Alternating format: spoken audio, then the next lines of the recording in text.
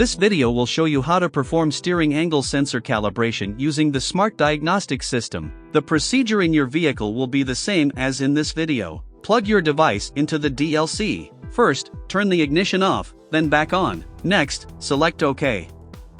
Confirm your vehicle and VIN. Then, select Workshop Tools. Please turn the ignition off, then back on.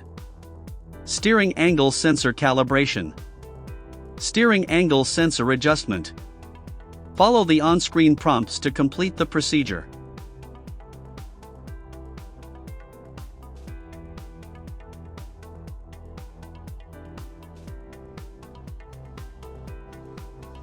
Successfully adjusted. That's how to perform steering angle sensor calibration.